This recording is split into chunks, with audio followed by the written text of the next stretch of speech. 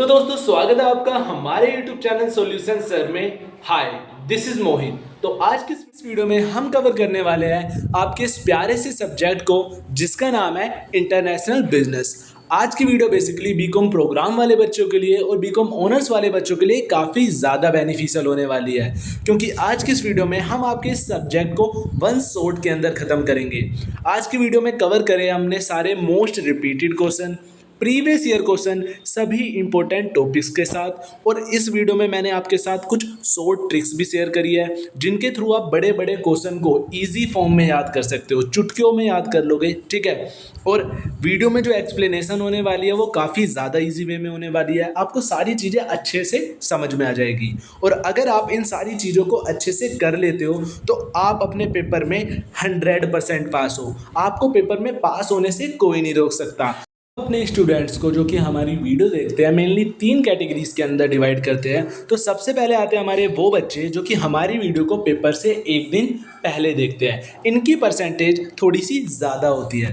दूसरी कैटेगरी के अंदर आते हैं हमारे वो बच्चे जो कि हमारी वीडियो को पेपर से एक दिन पहले वाली रात को देखते हैं, इनकी परसेंटेज थोड़ी सी कम होती है। तीसरी कैटेगरी के अंदर आते हैं हमारे वो बच्चे जो कि काफ़ी ज़्यादा एक्स्ट्रा ऑर्डिनरी, माइंड ब्लोइंग और फैंटास्टिक होते हैं, ठीक है। इन्हें सिग्मा बच्चे भी कहते हैं क्योंकि ये हमारी वीडियो पेपर से आधे या फिर 1 घंटे पहले देखते हैं, ठीक है, या फिर रास्ते में जाते हुए देख रहे होते हैं। आप किस कैटेगरी के अंदर आते हो हमें कमेंट के अंदर ज़रूर बताइए। ये सबसे पहले देखते हैं हम अपने फर्स्ट क्वेश्चन को। तो फर्स्ट क्वेश्चन में लिखा हुआ है एक्सचेंज रेट सिस्टम। तो आपको बेसिकली इसमें एक्सचेंज रेट सिस्टम के बारे में बताना है। An exchange rate system also called a currency system. जो एक्सचेंज रेट सिस्टम होता है ना, उसे करेंसी सिस्टम के नाम से भी जाना जाता है। It is the method a country uses to manage the value of its currency in relation to foreign currency. ये एक ऐसा मेथड होता है जो कि एक कंट्री द्वारा इस्तेमाल करा जाता है अपनी करेंसी को मैनेज करने के लिए फॉरेन कंट्री की करेंसी के साथ। जैसे जो हमारी इंडिया है वो अपनी करेंसी को मैनेज कर रही है फॉरेन कंट्री की करेंसी के साथ। जो इंडिया के 85 रुपीज़ है ना, वो फॉरेन कंट्री के $1 के बराबर है। तो जो ये चीज़ है वो किसके द्वारा मैनेज करी है, वो भी तो हमारे एक्सचेंज रेट सिस्टम के द्वारा मैनेज करी गई है ना। अब जो हमारा एक्सचेंज रेट सिस्टम होता है इसे मेनली हम 3 कैटेगरी के अंदर डिवाइड करते हैं। सबसे पहला आता है हमारा fixed exchange rate system. In this system the government और central bank sets and maintain a specific exchange rate. ये एक ऐसा सिस्टम होता है जिसके अंदर जो अमाउंट है वो किसके द्वारा सेट करा जाता है। जो हमारा एक्सचेंज रेट का अमाउंट होता है वो किसके द्वारा सेट करा जाता है, वो सेट करा जाता है हमारे सेंट्रल बैंक और हमारी गवर्नमेंट के द्वारा। दूसरी कैटेगरी के अंदर आता है हमारा floating exchange rate. The exchange rate is determined by the supply and demand in the foreign exchange market. अब जो ये एक्सचेंज रेट सिस्टम होता है ये किसके द्वारा डिटरमाइन करा जाता है, ये डिटरमाइन करा जाता है जो मार्केट होती है ना हमारी, उसके अंदर सप्लाई और डिमांड के अकॉर्डिंग। मतलब अगर उसमें इंक्रीजमेंट होगा तो ये इंक्रीज होगा, अगर डिक्रीज होगा तो डिक्रीज होगा, मतलब मेनली उसके ऊपर ही डिपेंड होता है। अब तीसरी कैटेगरी में आता है हमारा managed floating exchange rate system. अब इसके अंदर ना ऊपर जो भी हमने दोनों पॉइंट पढ़े थे, फिक्स्ड एक्सचेंज रेट सिस्टम और फ्लोटिंग एक्सचेंज रेट सिस्टम, ये दोनों ही पॉइंट कवर हो जाते हैं। मतलब इसके अंदर हमारी गवर्नमेंट और सेंट्रल बैंक भी इन्वॉल्व होते हैं और हमारी मार्केट भी इन्वॉल्व होती है। लेकिन अल्टीमेट जो सारी चीज़ें हैं वो किसके द्वारा डिटरमाइन करी जाती है, निकाली जाती है, वो डिटरमाइन करी जाती है हमारी मार्केट के द्वारा। हमारा क्वेश्चन है लियोनटाइफ पैराडॉक्स। तो बेसिकली आपको बताना है कि लियोनटाइफ पैराडॉक्स किसे कहते हैं। जो लियोनटाइफ पैराडॉक्स है वो मेनली डिस्कवर करा गया था एक इकोनॉमिस्ट के द्वारा जिनका नाम था वेस्ली लियोनटाइफ, ठीक है। जो ये इकोनॉमिस्ट है ये बताते हैं इस थ्योरी के अंदर हमें एक ऐसी सिचुएशन के बारे में जिसमें कैपिटल रिच कंट्री जैसे यूएसए, मतलब जिसके पास अंधा पैसा है, वो एक्सपोर्ट करती है, मतलब अपनी कंट्री से बाहर भेजती है लेबर इंटेंसिव गुड्स को, ऐसे गुड्स को जिन्हें बनाने के लिए लेबर की ज़्यादा रिक्वायरमेंट होती है, और इंपोर्ट करती है कैपिटल इंटेंसिव गुड्स को, ऐसे गुड्स को जिन्हें बनाने के लिए मशीनों की काफ़ी ज़्यादा ज़रूरत होती है, ठीक है। तो इस थ्योरी के अंदर हमें यही बताया गया है, ठीक है। लियोनटाइफ पैराडॉक्स का मतलब यही है। दूसरा हमारा क्वेश्चन आ जाता है balance of payment. The balance of payment is a statement that record all economic transaction between a country resident and the rest of the world during a specific period, usually a year. तो जो balance of payment है वो एक ऐसी statement है जो कि record करती है सारी ट्रांजैक्शन को कंट्री की, चाहे वो रेजिडेंट के साथ हुई हो, मतलब कंट्री के निवासी के साथ हुई हो, चाहे ऑल ओवर वर्ल्ड के साथ हुई हो। ठीक है, सारी ट्रांजैक्शन को रिकॉर्ड करना एक ईयर के अंदर, ठीक है, उसे कहते हैं हम balance of payment. Sustainable development, आपने इसका नाम अपनी छोटी क्लासेस में भी सुना होगा। सस्टेनेबल डेवलपमेंट का मतलब मेनली ये होता है कि आपको आज की डेट में रिसोर्सेज को अच्छे से इस्तेमाल करना है, अपनी नीड्स को पूरा करना है, लेकिन आपको ये बात भी ध्यान में रखनी है कि वो रिसोर्सेज है ना, वो फ्यूचर जनरेशन के लिए भी बच सके। फ्यूचर जनरेशन मतलब जो हमारी आने वाली जनरेशन है उनके लिए भी वो रिसोर्सेज बच सके और वो भी इन्हें यूज़ कर सके। हमें एफिशिएंट वे में, ठीक है, हमें अच्छी तरीके से इस्तेमाल करनी है ताकि वेस्टेज ना हो रिसोर्सेज की। तो ये कहता है हमारा सस्टेनेबल डेवलपमेंट। अगला हमारा क्वेश्चन है फॉरेन डायरेक्ट इन्वेस्टमेंट। तो बेसिकली आपको इसमें बताना है कि फॉरेन डायरेक्ट इन्वेस्टमेंट क्या होती है। Foreign direct investment is when a company or individual from one country makes an investment in a business or asset in another country with the goal of having some control or lasting interest in it। तो foreign direct investment mainly क्या होती है, जब किसी एक country की कोई company या फिर कोई इंडिविजुअल किसी दूसरी कंट्री के असेट या फिर बिजनेस के अंदर इन्वेस्ट करता है अपने पैसे को। वो मेनली क्यों इन्वेस्ट करता है अपने पैसे को, ताकि उसे प्रॉफिट हो। ठीक है, प्रॉफिट में कैसे हो सकता है, जैसे उसे इंटरेस्ट मिले या फिर उसे कंट्रोल मिल रहा है उस बिजनेस के अंदर, तो उसे फॉरेन डायरेक्ट इन्वेस्टमेंट कहते हैं। अगर शॉर्ट फॉर्म में समझे तो फॉरेन डायरेक्ट इन्वेस्टमेंट का मतलब होता है कि दूसरी कंट्री के अंदर अपने पैसे को इन्वेस्ट करना ताकि हमें प्रॉफिट हो सके, तो उसे कहते हैं फॉरेन डायरेक्ट इन्वेस्टमेंट। अब जो फॉरेन डायरेक्ट इन्वेस्टमेंट है वो हमारी कुछ पार्ट्स के अंदर डिवाइडेड है।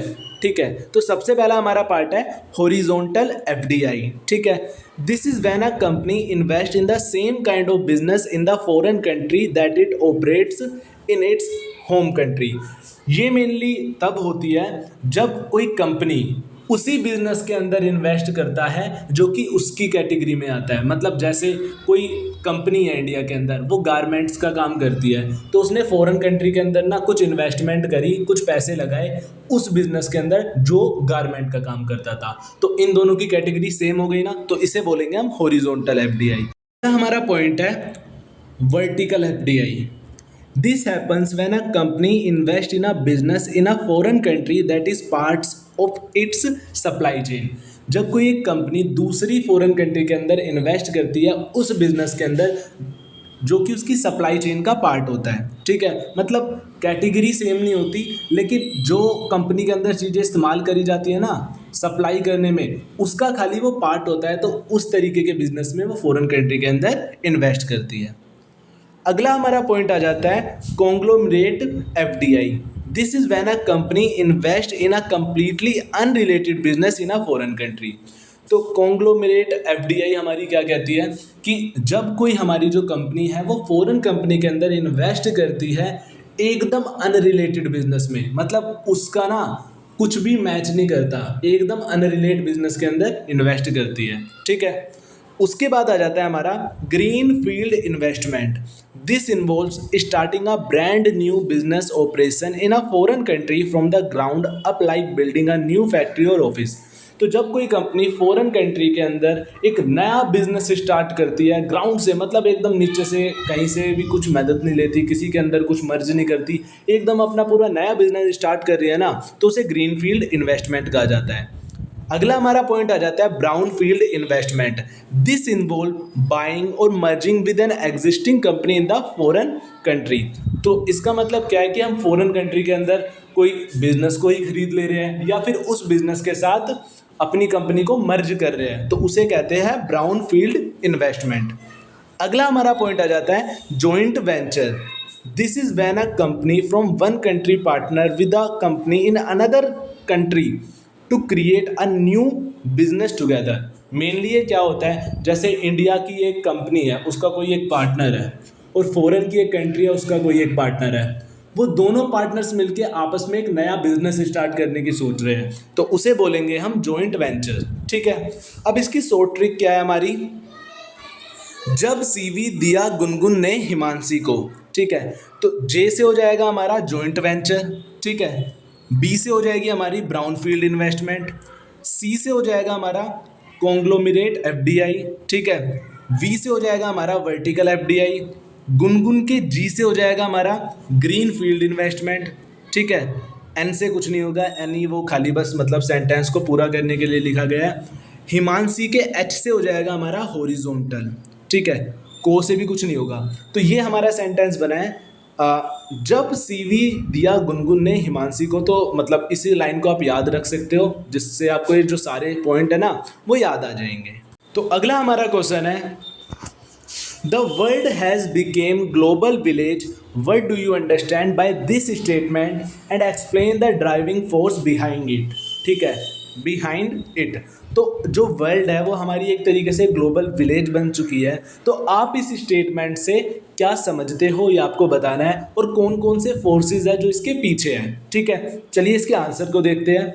The world has become a global village signifies the advancement in technology, communication and transportation have interconnected people across the globe। तो जो ये स्टेटमेंट है इसके कहने का मतलब ये है कि जो हमारी टेक्नोलॉजी है, हमारी कम्युनिकेशन है, हमारी ट्रांसपोर्टेशन है, इन सारी फैसिलिटीज़ के अंदर ना काफ़ी ज़्यादा एडवांसमेंट हो रहा है, जिसकी वजह से जो लोग हैं वो एक दूसरे से काफ़ी ज़्यादा कनेक्ट हो रहे हैं। ठीक है, अब हम यहाँ बैठे हुए किसी भी फॉरेन कंट्री के पर्सन से कनेक्ट हो सकते हैं, किसकी वजह से, टेक्नोलॉजी की वजह से। ठीक है, the interconnectedness allow for exchange of ideas, culture and goods, creating a world where geographical distance have come less significant.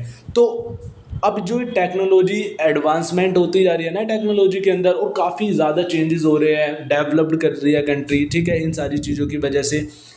तो ऐसे चलते हुए ना हमारी जो इंटर कनेक्टनेस है ना लोगों के साथ, जो कि फॉरेन कंट्री के अंदर रिसाइड करते हैं, या फिर हर एक लोग एक दूसरे से अब मिलते जुलते जा रहे हैं। ठीक है, इन सारी चीज़ों की वजह से, जिसकी वजह से क्या हो रहा है कि वो अपने आइडियाज़ भी शेयर कर पा रहे हैं, अपने कल्चर्स भी शेयर कर पा रहे हैं, ठीक है, अपने गुड्स और सर्विसेज को भी एक दूसरे के साथ शेयर कर पा रहे हैं। अब लोगों के बीच में जो जियोग्राफिकल डिस्टेंस है ना वो इस टेक्नोलॉजी की वजह से, इस डेवलपमेंट की वजह से काफ़ी ज़्यादा कम होता जा रहा है। ठीक है, क्योंकि वो सारी चीज़ें घर बैठे हुए कर सकते हैं।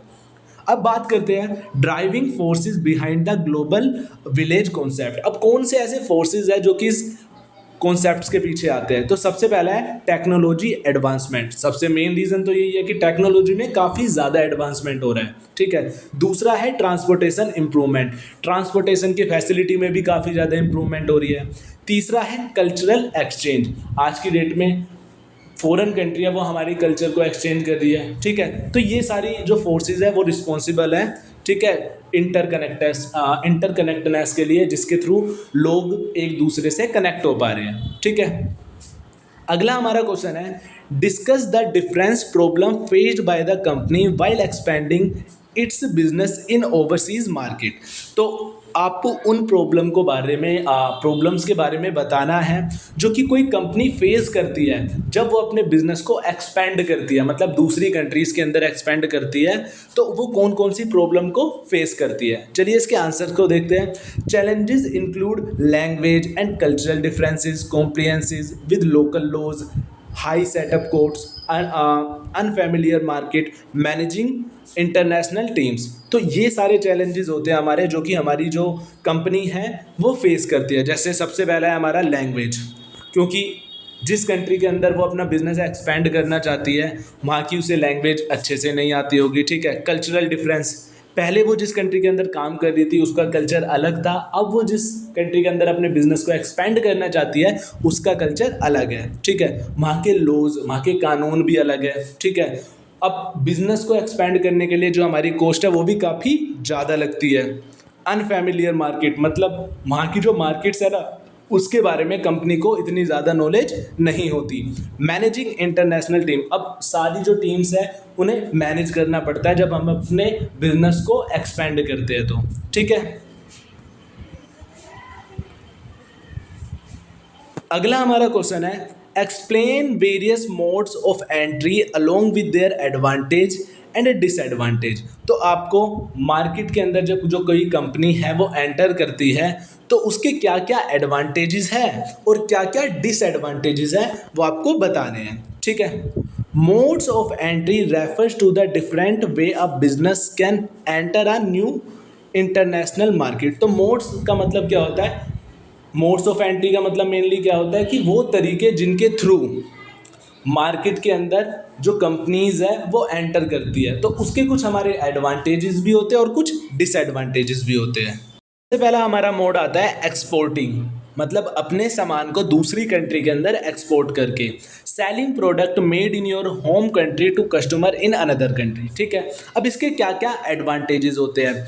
ईजी एंड लो रिस्क, इसमें काफ़ी ज़्यादा इजी प्रोसेस होता है और काफ़ी ज़्यादा कम रिस्क होता है हमारा। ठीक है, दूसरा हमारा एडवांटेज होता है फास्ट एंट्री, इसके थ्रू हम अपने जो सामान है उसे क्विकली काफ़ी ज़्यादा जल्दी वे में दूसरी कंट्री के अंदर सेल आउट कर सकते हैं। ठीक है, तीसरा हमारा पॉइंट आता है leverage existing production, you use your current factories and resources. तो जब हम एक्सपोर्ट करते हैं तो हम अपनी जो करंट फैक्ट्री है उसके सामान का यूज़ करके सामान बना लो, अपना जो अपनी गुड्स और सर्विसेज है उन्हें बना लो और एक्सपोर्ट के प्रोसेस के द्वारा उन्हें फॉरेन कंट्रीज़ के अंदर ट्रांसफ़र कर दो।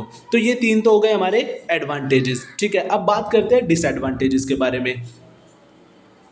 तो सबसे पहला डिसएडवांटेज है low control, you have less control over how your product is marketed and sold in the new country. तो आपके पास ना जो कंट्रोल होता है वो काफ़ी ज़्यादा कम हो जाता है, आपको ये पता नहीं चल पाता कि जो आपका प्रोडक्ट है वो कैसे इस्तेमाल करा जाता है, मार्केट के अंदर कैसे यूज़ करा जा रहा है फॉरेन मार्केट के अंदर। ठीक है, हाई कॉस्ट समटाइम, कभी कभार क्या होता है कि एक्सपोर्ट करने की जो कॉस्ट होती है ना वो काफ़ी ज़्यादा हाई आ जाती है। ठीक है, लिमिटेड लोकल नॉलेज, अब जिस कंट्री के अंदर हम एक्सपोर्ट कर रहे हैं हमें तो उसकी मार्केट की नॉलेज नहीं पता, तो जो नॉलेज होती है ना वो काफ़ी ज़्यादा लिमिटेड होती है। ठीक है, दूसरा हमारा प्रोसेस है मतलब स्टेप है जो कि मोड्स ऑफ एंट्री के अंदर आता है लाइसेंसिंग। ठीक है, giving permission to a company in another country. तो लाइसेंसिंग का मतलब क्या होता है कि परमिशन देना किसी कंपनी को दूसरी कंट्री के अंदर कि वो अपने ब्रांड का नाम यूज़ कर सके। ठीक है, पेटेंट यूज़ कर सके और अपना प्रोडक्शन प्रोसेस को स्टार्ट कर सके। तो इसके क्या क्या एडवांटेजेस है उसे देखते हैं। सबसे पहला है लो कॉस्ट एंड रिस्क, तो इसमें हमारी जो कॉस्ट है वो काफ़ी ज़्यादा कम आती है और रिस्क भी काफ़ी ज़्यादा कम होता है। ठीक है, दूसरा हमारा एडवांटेज है फास्ट एंट्री, तो इस प्रोसेस के थ्रू जब हमें लाइसेंस मिल गया तो हमारी जो एंट्री है वो काफ़ी ज़्यादा फास्ट हो जाती है, हमें फॉर्मेलिटीज़ नहीं करनी पड़ती। गुड फॉर इंटेलेक्चुअल प्रॉपर्टी, ठीक है, ये इंटेलेक्चुअल प्रॉपर्टीज़ के लिए काफ़ी ज़्यादा अच्छी रहती है। Useful if you have strong brand and technology, ये मेनली तब इस्तेमाल करो आप इस चीज़ का जब आपके पास अच्छा ब्रांड है जिसकी मार्केट वैल्यू मतलब मार्केट के अंदर गुडविल काफ़ी ज़्यादा है और आपकी जो टेक्नोलॉजी है वो काफ़ी ज़्यादा अच्छी है। ठीक है, तो ये हो गए हमारे इसके एडवांटेजेस। अब बात करते हैं इसके डिसएडवांटेजेस के बारे में।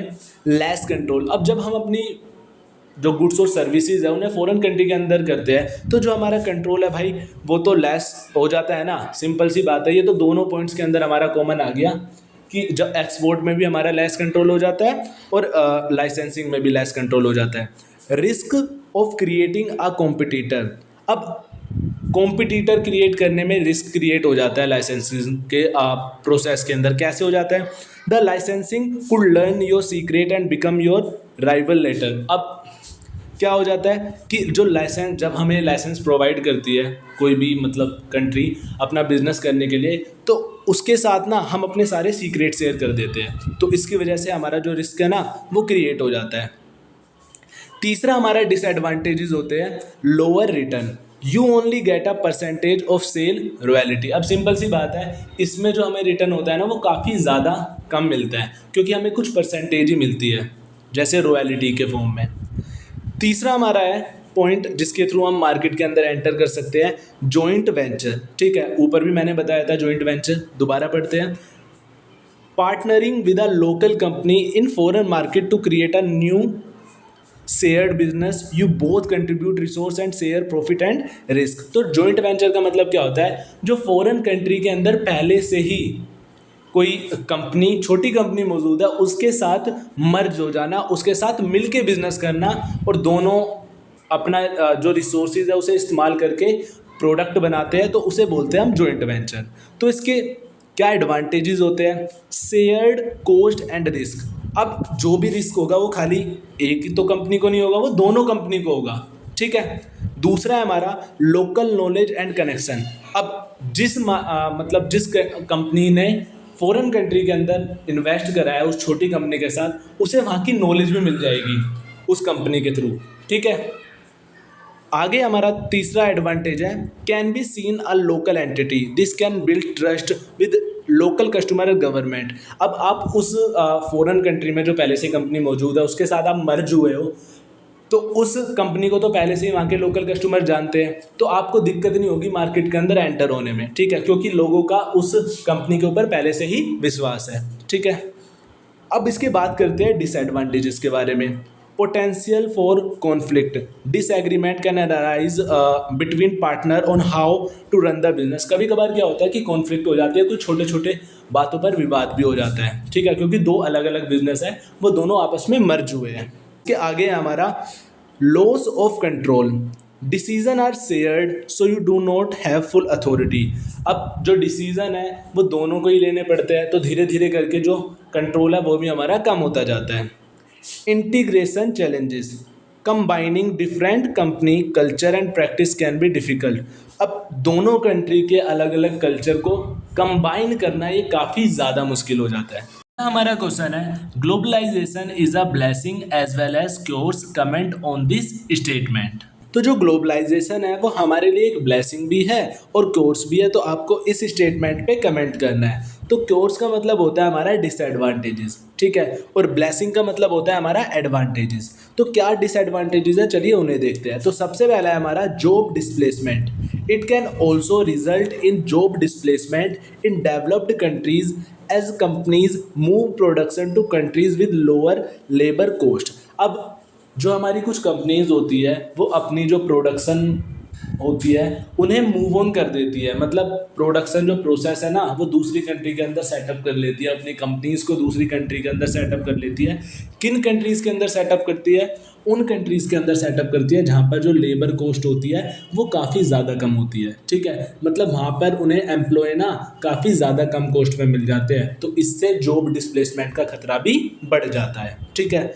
दूसरा हमारा पॉइंट आता है इनकम इनइक्वालिटी। तो ग्लोबलाइजेशन की वजह से जो इनकम इनइक्वालिटी है वो भी काफ़ी ज़्यादा बढ़ जाती है कि किसी एक कंट्री में जो इनकम है वो इतनी है, दूसरी कंट्री में इतनी है, तीसरी में इतनी है। तो दूसरा हमारा ये पॉइंट हो जाता है, ठीक है। तीसरा हमारा पॉइंट आता है environmental degradation. Increased production and transportation association with globalisation can contribute to environment problem like pollution and climate change. अब इन्वायरमेंट को भी काफ़ी ज़्यादा नुकसान पहुंचता है, क्योंकि अब ग्लोबलाइजेशन होने की वजह से हर जो कंट्री है वो एक दूसरे से कनेक्ट है, जिससे ट्रांसपोर्टेशन जो फैसिलिटी है वो काफ़ी ज़्यादा बढ़ रही है और उनसे पोल्यूशन निकलता है, जो कि हमारे ओवरऑल जो हमारी अर्थ है उसे काफ़ी ज़्यादा नुकसान पहुंचाता है, पोल्यूशन करता है, ठीक है। लॉस ऑफ कल्चरल आइडेंटिटी, इससे ना ग्लोबलाइजेशन की वजह से एक कल्चरल आइडेंटिटी भी ख़त्म हो जाती है। कैसे होती है? The spread of global culture may be lead to erosion of local culture as and tradition. अब सिंपल सी बात है भाई, ग्लोबलाइजेशन आने की वजह से ना जो हर एक कंट्री का कल्चर था ना वो धीरे धीरे करके ख़त्म होता जा रहा है, सब आपस में मिक्स होता जा रहा है। जैसे हम गारमेंट्स की बात कर ले तो जो ट्रेंडिंग में चीज़ें चलती है ना लोग बाग पहले उन्हें पहनते हैं, ठीक है। लेकिन अगर हम पहले के टाइम की बात करें तो पहले इंडिया में जो मतलब लोग हुआ करते थे, आदमियों में वो धोती और कुर्ता पहना करते थे, लेकिन आज की डेट में ऐसी चीज़ नहीं चल रही। जो ट्रेंडिंग में चीज़ें चलेगी, जो ओवरऑल सारी वर्ल्ड में पहली जा रही है ना, वही चीज़ें पहनेंगे, ठीक है। आगे हमारा इकोनॉमिक डिपेंडेंसी, डेवलप्ड कंट्री में become overly dependent on developed country. तो जो डेवलपिंग कंट्री है हमारी वो एक तरीके से डेवलप्ड कंट्री पे डिपेंड होती जा रही है, किसकी वजह से? ग्लोबलाइजेशन की वजह से। अब बात करते हैं इनके एडवांटेजेस के बारे में। तो एडवांटेजेस का सबसे पहला पॉइंट है हमारा increase trade and economic growth. तो ग्लोबलाइजेशन की वजह से हमारी ट्रेड मतलब व्यापार भी बढ़ रहा है, इकोनॉमिक ग्रोथ भी काफ़ी ज़्यादा हो रही है। Greater choice and lower prices, लोगों के पास ग्लोबलाइजेशन के चलते काफ़ी ज़्यादा चॉइसेस आ जाती है कम प्राइजेस पे, ठीक है। Technology advancement and innovation, technology में भी काफ़ी ज़्यादा एडवांसमेंट हो रहा है, ठीक है, और नई नई चीज़ों का इन्वेंशन भी हो रहा है।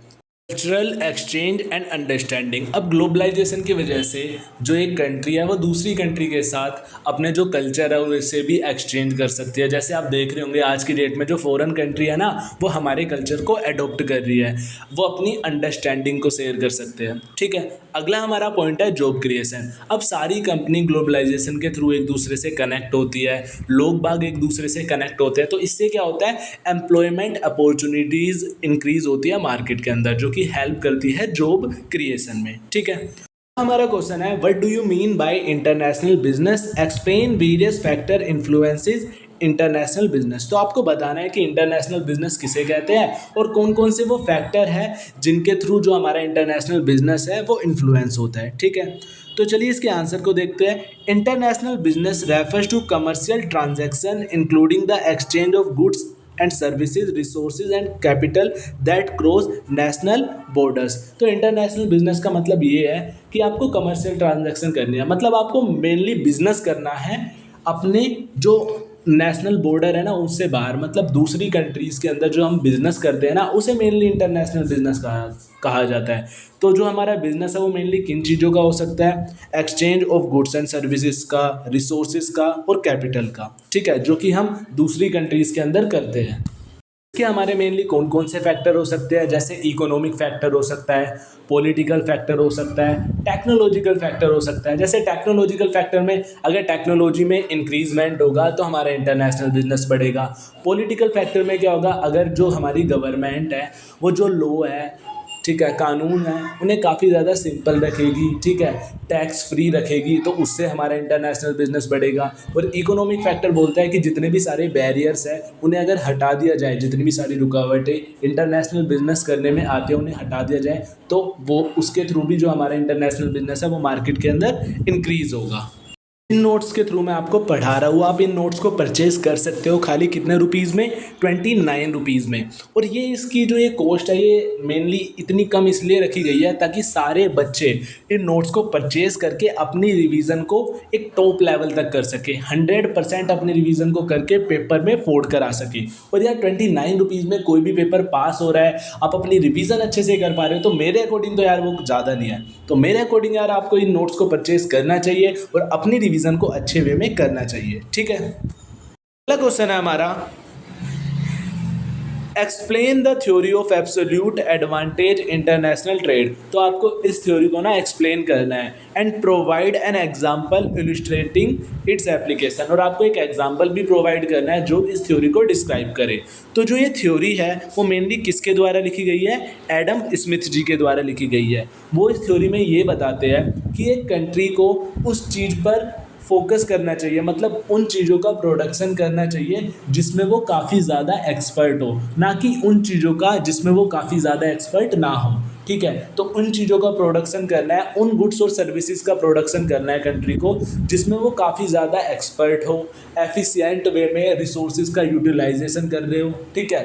प्रोडक्शन करके उन गुड्स और सर्विसेज का दूसरी कंट्री के साथ ट्रेड कर लेना है, ठीक है। मैं आपको एग्जांपल के थ्रू समझाता हूँ, आपको और अच्छी तरीके से समझ में आएगा। लिखा हुआ है कंसीडर्ड टू कंट्री, आप दो कंट्री के एज्यूम कर लो, जैसे हमारे पास दो कंट्री है, पहला है इटली और दूसरा है फ्रांस। प्रोड्यूसिंग वाइन, जो दोनों कंट्री है वो प्रोड्यूस क्या करती है, क्या बनाती है, वाइन बनाती है, ठीक है। If Italy can produce 100 million gallon of wine, अगर जो हमारी इटली है वो 100 मिलियन गैलून ऑफ वाइन बना लेती है, ठीक है।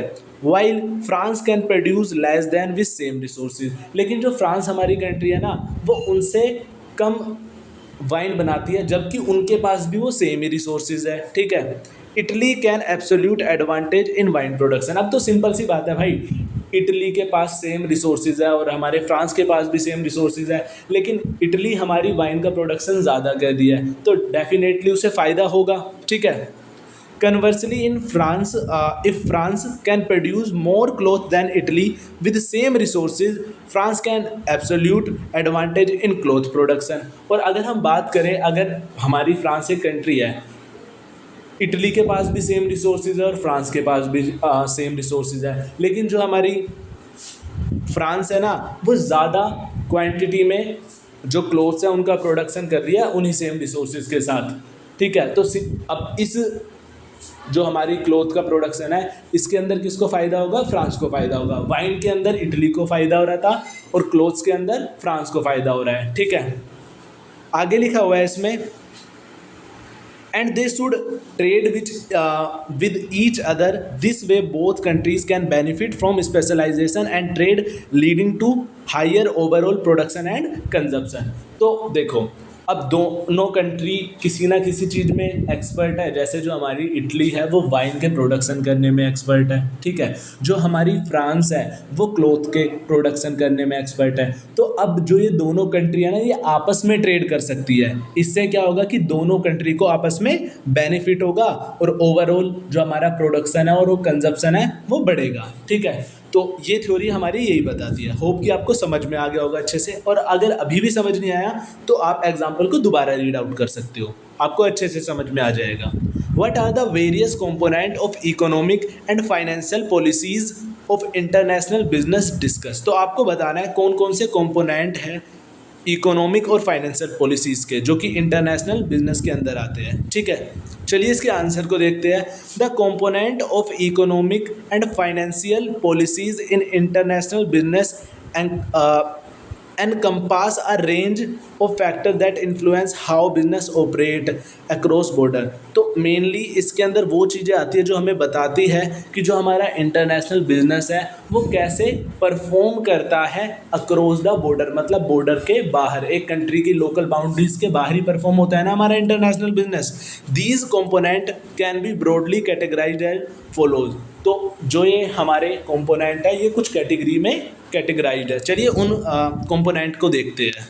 तो सबसे पहला पॉइंट है हमारा, सबसे पहला कंपोनेंट है हमारा फिजिकल पॉलिसीज। ठीक है, तो फिजिकल पॉलिसी में क्या आता है चलिए देखते हैं।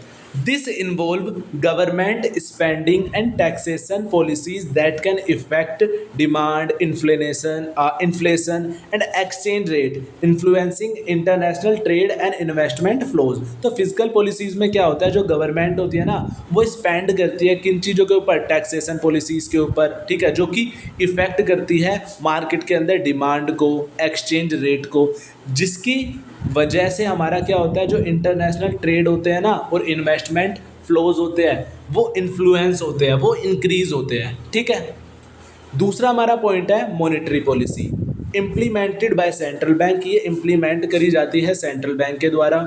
This policy control the money supply and interest rate impacting borrowing cost, inflation and exchange rate which are critical for international financial transaction।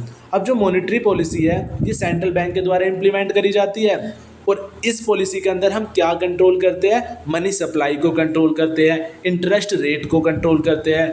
ठीक है, बोरोइंग कॉस्ट को कंट्रोल करते हैं। ठीक है, मतलब जो जो चीज़ें हमारे इंटरनेशनल फाइनेंशियल ट्रांजैक्शन पर इफ़ेक्ट डालती है ना, इम्पैक्ट डालती है, उन सारी चीज़ों को हम मॉनेटरी पॉलिसी के अंदर कंट्रोल करते हैं। तीसरा हमारा आ जाता है trade policy. This include tariff, quotas, trade agreements that regulate the flow of goods and service between country directly affecting international business operation. तो ट्रेड पॉलिसीज़ में हमारे क्या आ जाते हैं, सारे ट्रेड एग्रीमेंट आ जाते हैं, टैरिफ्स आ जाते हैं, क्वाटाज आ जाते हैं। ठीक है, मतलब जो भी हमारे टैक्स लगते हैं एक कंट्री से दूसरी कंट्री में अपनी गुड्स और सर्विसेज को ट्रांसफ़र करने के लिए, तो ये सारी चीज़ें आ जाती है जो कि हमारे इंटरनेशनल बिजनेस ऑपरेशन को क्या करती है, इफेक्ट करती है। अगला हमारा पॉइंट है फॉरेन इन्वेस्टमेंट पॉलिसी। ठीक है, regulation governing foreign direct investment and portfolio investment influence capital flow and the establishment of international business venture. तो फॉरेन इन्वेस्टमेंट पॉलिसी में हम रेगुलेट करते हैं फॉरेन डायरेक्ट इन्वेस्टमेंट। ठीक है, पोर्टफोलियो इन्वेस्टमेंट। अब इन्वेस्टमेंट से हमारा मेनली क्या होता है, कैपिटल फ्लो बढ़ जाता है। अगर जिस कंट्री के अंदर हमारी इन्वेस्टमेंट ज़्यादा से ज़्यादा हो रही है उस कंट्री के अंदर कैपिटल फ्लो बढ़ जाएगा, पैसा बढ़ जाएगा, और जब हमारा पैसा बढ़ेगा, सिंपल सी बात है, तो हमारा जो बिज़नेस है वो भी एक्सपेंड हो जाएगा। ठीक है, तो जो हमारी फॉरेन इन्वेस्टमेंट पॉलिसी होती है वो एक तरीके से क्या करती है, इंटरनेशनल जो बिज़नेस होता है उसको इंक्रीज करने में हेल्प करती है, उसे इन्फ्लुएंस करती है। ठीक है, अगला हमारा पॉइंट आ जाता है exchange rate policy. Decision regarding the exchange rate resign fixed और फ्लोटिंग।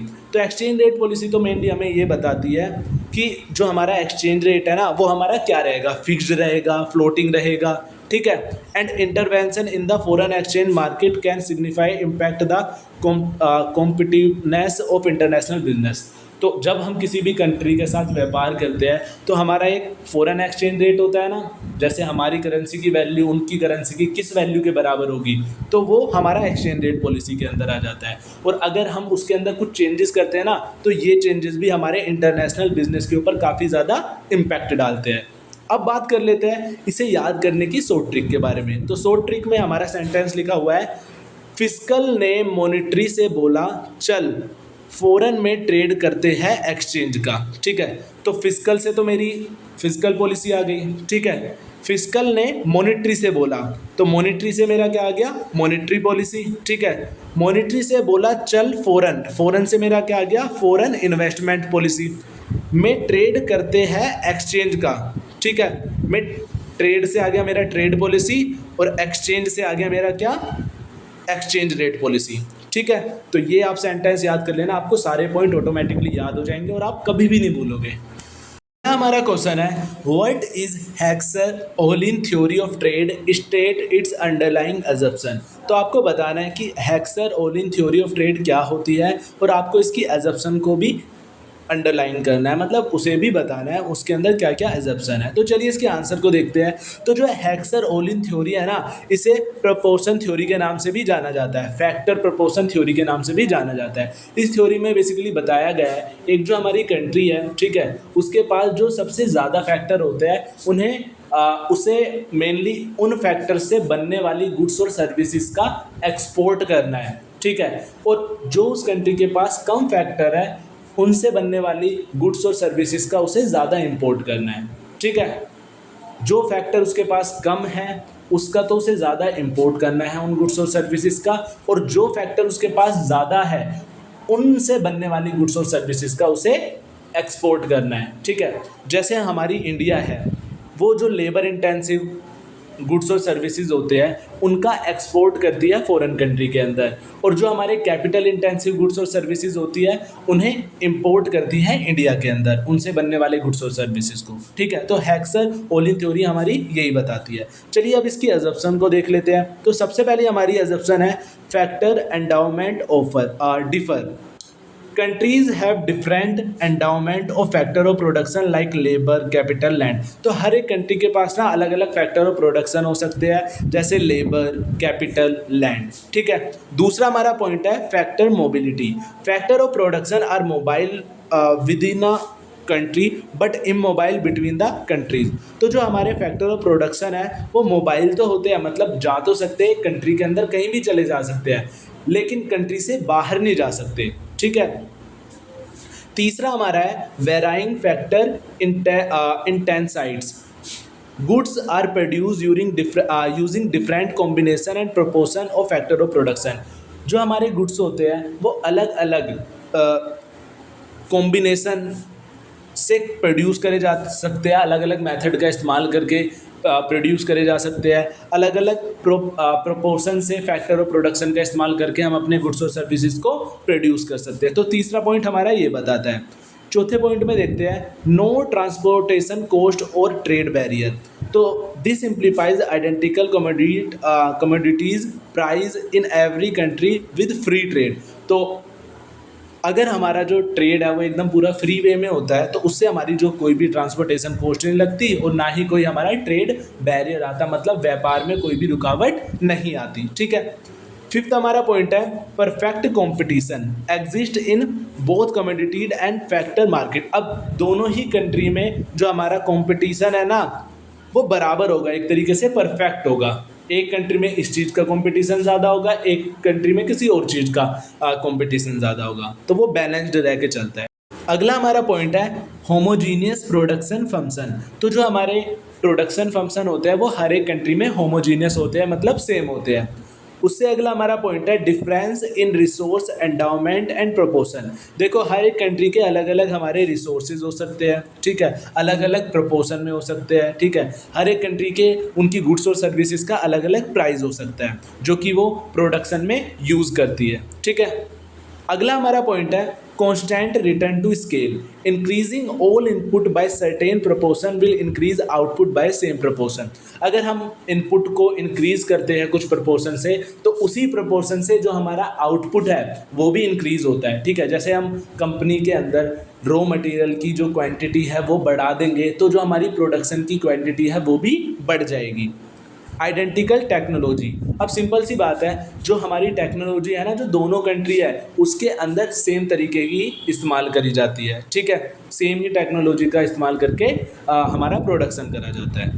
अगला हमारा क्वेश्चन है cultural diversity has emerged as a major challenge for multinational companies. तो जो कल्चरल डाइवर्सिटी है मतलब हर एक कंट्री का हमारा एक अलग अलग कल्चर है, तो वो ना जो मल्टीनेशनल कंपनी होती है जो कि अलग अलग कंट्रीज़ के अंदर फाउंड करी जाती है उनके लिए काफ़ी बड़ा चैलेंजेस एमर्ज कर देती है, उनके लिए काफ़ी बड़ा चैलेंजेस फेस करना पड़ता है उन कंपनीज़ को। तो आपको इसे बताना है कौन कौन से चैलेंजेस उन्हें फेस करने पड़ते हैं, ठीक है। तो चलिए इसके आंसर को देखते हैं। Cultural diversity present both opportunity and challenges for multinational companies. अब जो हमारी कल्चरल की डाइवर्सिटी है मतलब अलग अलग कंट्रीज़ के अंदर अलग अलग हमारे कल्चर्स हैं, वो दोनों ही चीज़ें प्रेजेंट होती है उसके अंदर। अपॉर्चुनिटीज़ भी प्रेजेंट होती है और चैलेंजेस भी प्रेजेंट होते हैं, ठीक है। लेकिन वो मेनली किस पर डिपेंड होता है, हमारी कंपनीज़ के ऊपर डिपेंड होता है। अगर वो सारी चीज़ें अच्छे से मैनेज करती है तो वो अपनी कंपनी को अच्छे से ग्रो कर सकती है, सारी अपॉर्चुनिटीज़ को अडोप्ट कर सकती है। लेकिन अगर उन सारी चीज़ों को अच्छे से मैनेज नहीं करा जाता तो वो उनके लिए चैलेंजेस बन सकते हैं, ठीक है। अब बात करते हैं उन चैलेंजेस के बारे में जो मल्टीनेशनल कंपनीज़ है वो फेस करती है, ठीक है। तो सबसे पहला है कम्युनिकेशन बैरियर।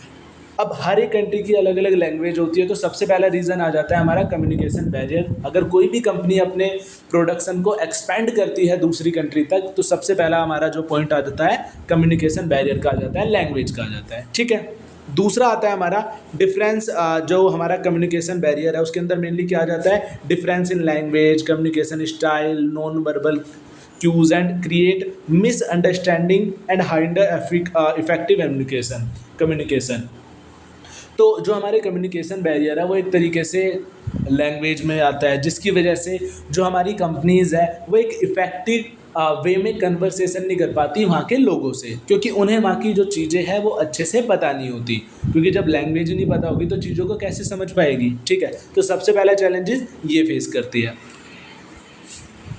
दूसरा हमारा चैलेंज आता है conflict work style. Different culture में have varying approaches to work time management decision making leading to clash and inefficiency.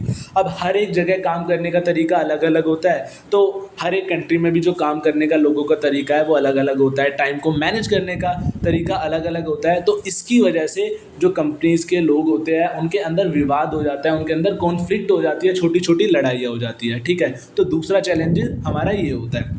तीसरा हमारा चैलेंज आता है डिफ़िकल्टी इन बिल्डिंग ट्रस्ट। अब कोई भी कंपनी किसी नई कंट्री के अंदर अपने बिजनेस को स्टार्ट करती है तो वहाँ के जो कस्टमर है ना वो उस पर डायरेक्ट ट्रस्ट नहीं करते, पहले उसके गुड्स और सर्विसेज को यूज़ करेंगे, ठीक है। अगर उन्हें अच्छी लगी तो धीरे धीरे करके उनका जो ट्रस्ट है बिल्ड होता है, डायरेक्ट बिल्ड नहीं होता। तो ये भी उनके लिए, कंपनी वालों के लिए काफ़ी बड़ा चैलेंज होता है, ठीक है। अगला हमारा पॉइंट है resistance to change. Employ from different culture में है varying level of comfort with change making it challenging to implement new policy and procedure. अब सिंपल सी बात है, अगर हम किसी और कंट्री के अंदर अपने बिजनेस को चलाना चाहते हैं तो हमें लोगों की भी ज़रूरत होगी, तो हमें वो लोग भी वहाँ उसी कंट्री के अडोप्ट करने पड़ेंगे। लेकिन उन लोगों का काम करने का तरीका कुछ अलग हो सकता है जो कि हमारे रूल्स और रेगुलेशन से मैच ना करे, तो ये भी एक चैलेंजेस हो जाता है कंपनी के लिए, ठीक है। तो अगला हमारा क्वेश्चन है explain the theory of national competitive advantage. तो आपको एक्सप्लेन करनी है ये नेशनल कॉम्पिटिटिव एडवांटेज की थ्योरी को और इसके सिग्निफिकेंस के बारे में भी बताना है। तो जो ये थ्योरी है वो माइकल पोर्टर के द्वारा डेवलप करी गई है। इस थ्योरी में वो बताते हैं कि क्यों एक कंट्री के अंदर एक ही तरीके की काफ़ी ज़्यादा लार्ज अमाउंट में इंडस्ट्रीज सेटअप होती है और वो एक ही तरीके का गुड्स और सर्विसेज का प्रोडक्शन करती है और वो उस चीज़ में लार्ज अमाउंट में ग्रोथ भी करती है।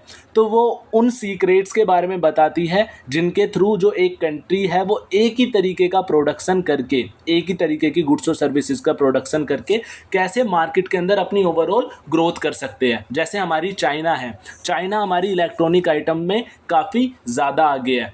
चाइना के अंदर जो इलेक्ट्रॉनिक आइटम है उनकी काफ़ी ज़्यादा लार्ज अमाउंट में इंडस्ट्रीज़ है और मार्केट के अंदर चाइना के आइटम के सामने कोई भी जो आइटम है वो नहीं टिक सकता, क्योंकि उनकी जो डिमांड है ना वो मार्केट के अंदर काफ़ी ज़्यादा लार्ज अमाउंट में है, क्योंकि उनका प्राइस इतना ज़्यादा कम होता है कि दूसरा प्रोडक्ट उनके सामने टिक ही नहीं पाता। ठीक है, अब जो हमारे ये माइकल पोर्टर है, इन्होंने ना एक डायमंड मॉडल भी दिया है।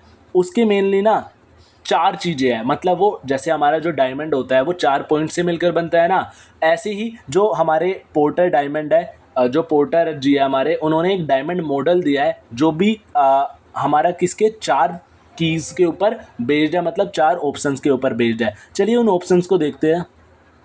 सबसे पहला हमारा पॉइंट है factor condition, a nation resources including skilled labour, infrastructure and knowledge. तो जो कोई भी हमारा नेशन है, मतलब कोई भी एक कंट्री है, उसके अंदर इंक्लूड होनी चाहिए, उसके अंदर क्या होनी चाहिए कि स्किल्ड लेबर होनी चाहिए, ज़्यादा से ज़्यादा इंफ्रास्ट्रक्चर होने चाहिए और वहाँ के लोगों को अच्छी खासी नॉलेज होनी चाहिए। ठीक है, दूसरा हमारा क्या कंपोनेंट है उनके मॉडल का, demand condition, the nature and size of domestic demand of industries produce products and services.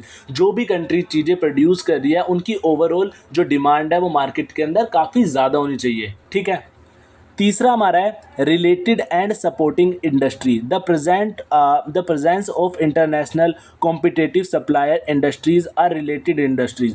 और जो हमारी सारी इंडस्ट्रीज़ है वो एक दूसरे से रिलेटेड होनी चाहिए, जो कि एक दूसरे को सपोर्ट कर सके। ठीक है, चौथा कंपोनेंट हमारा क्या है, firm strategy, structure and rivalry, the way of companies are created, organised and manage as well as the intensity of domestic competition.